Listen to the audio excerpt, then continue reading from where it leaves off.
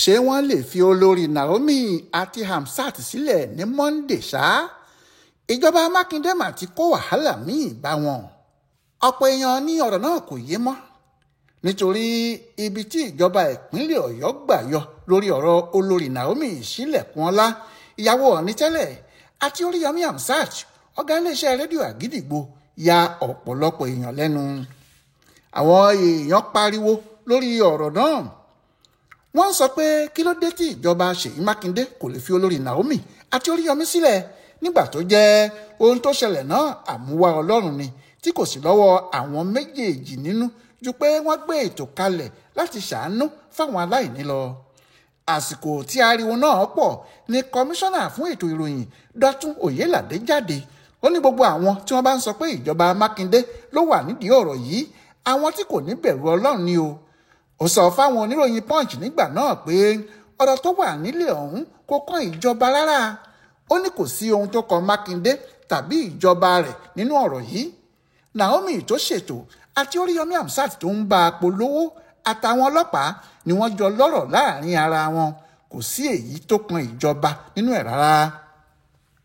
Ohun tó jẹ́ kí ọ̀rọ̀ náà ya àwọn èèyàn lẹ́nu lọ́jọ́ Ajé Mọnde ọjọ́ 6 oṣù kínní yìí, gómìnà Mákindé fúnra ẹ̀ jáde sí gbangba àfi bíi pé kì í ṣe òun ló rán kọmíṣánná náà níṣẹ́ ló wá sọ. Ó sì dàbí pé kọmíṣánná náà kàn sọ ohun tó bá òun lẹ́nu mu ni. Ìdí ni pé ohun tí Mákindé sọ yàtọ̀ gédégédé sí ohun tí Oyèládé sọ. Mákindé ní kò sóhun tí àwọn tí wọ́n mú náà lè ṣe, pé bí wọ́n gbọ́n bí ifá tí wọ́n mọ̀ bí ọ̀pẹ̀lẹ̀ ìjọba òun yóò bá wọn ṣẹjọ́. Ó ní nígbà tí ọ̀rọ̀ náà ti ṣẹlẹ̀ láwọn èèyàn ti ń pe òun lọ́tùn tí wọ́n ń pe òun lósì. Àwọn kan sì sọ fóun pé irú nǹkan bẹ́ẹ̀ ti ṣẹlẹ̀ ní ìpínlẹ̀ Anambra, ó sì tún ṣẹlẹ̀ nílùú Àbújá. Kò sì sẹ́ni tó lọ sẹ́wọ̀n nítorí ẹ̀. Kí ló wá dé tó jẹ́ ti ìpínlẹ̀ Ọ̀yọ́ ló máa yàtọ̀? Ó ní ohun tí òun sọ fún wọn ni pé ìpínlẹ̀ Ọ̀yọ́ kì í ṣe Anambra o. Kódà kó jẹ́ ìpínlẹ̀ Ọ̀yọ́ nìkan ló kù tí yóò dúró sídìí òdodo, òun ti ṣetán láti dúró síbẹ̀. Ó ní ẹni tó bá ṣẹ̀ sófin lọ́dọ̀ tòun o, dandan ni kó fi mú kàtà òfin. Ó ní ti dandan ìjọba ìpínlẹ̀ Ọ̀yọ́ yóò bá Naomi àti Hamzat ṣẹjọ́. Bẹ́ẹ̀ lọ̀rọ̀ náà sì rí lóòótọ́ nítorí lọ́jọ́ kejì tí Mákindé sọ̀rọ̀ yìí, ìyẹn ọjọ́ 7 oṣù kínní yìí náà, ohun tí àwọn èèyàn kò rò ló ṣẹlẹ̀ ní kóòtù.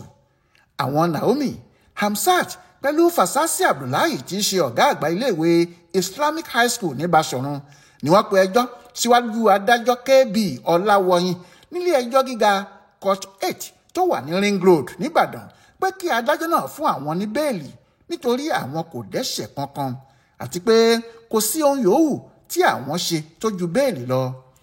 Àwọn èèyàn rò pé ọ̀rọ̀ náà kò lè le rárá nítorí lọ́jọ́ tí wọ́n kọ́kọ́ gbé wọn lọ sílé ẹjọ́ ní ọjọ́ 24 oṣù kejìlá December 24, 2024, àwọn ti rò pé ó yẹ kí wọ́n gba bẹ́ẹ̀lì wọn. Àmọ́ nígbà tí adájọ́ kò béèrè ọ̀rọ̀ kankan lọ́wọ́ wọn lọ́jọ́ náà, ìtìmọ́lé lọ́gbà ẹ̀wọ̀n Agodi ni wọ́n kó wọn lọ. Nídìí èyí wọ́n ti rò pé ọ̀rọ̀ bẹ́ẹ̀lì náà kò lè le rárá mọ́, adájọ́ yóò fún wọn sòsé ni. Ṣùgbọ́n ọ̀rọ̀ náà kò rí bẹ́ẹ̀ nítorí ṣe làwọn èèyàn láti ìjọba ìpínlẹ̀ Ọ̀yọ́ dìde tí wọ́n sì tako bẹ́ẹ̀lì náà. Wọ́n ní wọn ò gbọ́dọ̀ fi Naomi àti Oríyọmí sílẹ̀. Níbi tí ọ̀rọ̀ náà mú ìjọba lára dé, kọmíṣánná fún ètò ìdájọ́ Abíọ́dún Àìkọ́mọ ló ṣáájú àwọn tí ìjọba rán níṣẹ́ náà. Ó sì tako àwọn tí wọ́n ń béèrè bẹ́ẹ̀lì. Ó ní wọn ò tí ì fi hàn ìdí tí ilé ẹjọ́ fi gbọ́dọ̀ fún wọn ní bẹ́ẹ̀lì.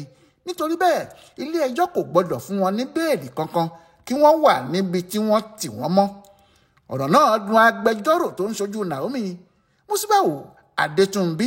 Ó sì sọ̀rọ̀ níwájú adájọ́ pé títì tí wọ́n ti Naomi mọ́lé kò bá òfin mu pẹ́ẹ́, bí ẹni tó ń tẹ òfin lójúmọ́lẹ̀ ni. Ó ní kò sẹ́ni tí wọn kò lè tì mọ́lé o, àmọ́ bí wọ́n bá fẹ́ ti ẹnikẹ́ni mọ́lé àfi kó jẹ́ lọ́nà tó bá òfin mu. Láti kọ́kọ́ ti èèyàn mọ́lé kí wọ́n ṣẹ̀ṣẹ̀ máa wá ẹ̀sùn tí wọ́n máa kà sí i lẹ́sẹ̀ kì í ṣe ohun tó tọ́ lójú Ọlọ́run àti lójú òfin. Ó ní dájúdájú ohun tí ìjọba ń ṣe yìí kò bófin mu. Bẹ́ẹ̀ náà ni lọ́ọ̀yà tó ń ṣojú olùkọ́ àgbà Abdullahi, ìyẹn Waheed Ọlájídé, ní kò sí ìdí kan tí wọ́n fi gbọ́dọ̀ ti oníbàárà òun mọ́lé. Àbíkúlé ṣe gan ṣèbí tíṣà iléèwé ni. Lọ́yà tó ń ṣojú Hamzat fúnra ẹ̀ náà sì sọ̀rọ̀. Adékúnlé ṣọba lójú. Ó ní òfin tí wọ́n fi ti àwọn èèyàn náà mọ́lé kì í ṣe èyí tí wọ́n mọ̀ rí nínú òfin Nàìjíríà, pé bí ìgbà tí wọ́n hun kiri náà jáde láti ọwọ́ ara wọn ni. Lẹ́yìn tí àwọn agbẹjọ́rò wọ̀nyí ti ṣe atótónu tiwọn tán, tíjọba ìpínlẹ̀ Ọ̀yọ́ sì kó agídí borí síbẹ̀, tí wọ́n ní kò sóhun kankan tó kan àwọn, kí ilé ẹjọ́ sátì má fún wọn ní bẹ́ẹ̀lì ní tàwọn. Nígbà náà ni adájọ́ Ọláwọyìn ní ohun tí gbogbo wọn ń sọ yìí òun ti gbọ́, ó sì sún ìdájọ́ lórí bẹ́ẹ̀lì náà sí ọjọ́ 13 oṣù kínní yìí, ìyẹn ọjọ́ Mọnde tó ń bọ̀ yìí gan-an. Níbí yìí gan-an ni àṣírí ti tú síta pé kì í ṣe nǹkan míì ló wà nídìí ọ̀rọ̀ àwọn Naomi yìí. Ìjọba Makinde ló fẹ́ lo gbogbo agbára ẹ̀ láti rí i pé ìdájọ́ òdodo fẹsẹ̀ múlẹ̀ gẹ́gẹ́ bóun fún rẹ̀ ti sọ. Àmọ́ àwọn èèyàn kò rí kinní náà bẹ́ẹ̀ rárá. Ohun tí wọ́n ń sọ ni pé Makinde kàn fẹ́ máa fìyà jẹ àwọn èèyàn náà lásán ni. Àwọn kan ní bóyá ìjà kan tó wà láàrin gómìnà òun àti Hamzat ló fẹ́ gbẹ̀san ẹ̀ lára ẹ̀ ni, tí àwọn míín sì sọ pé ó fẹ́ fi hàn ìyàwó Ọọ̀ni àtijọ́ pé kò sí agbára kankan níbìkan ní ìpínlẹ̀ Ọ̀yọ́ ju ọwọ́ òun lọ ni, pé ó fẹ́ sọ fóbìnrin náà pé alágbára ju ara wọn lọ.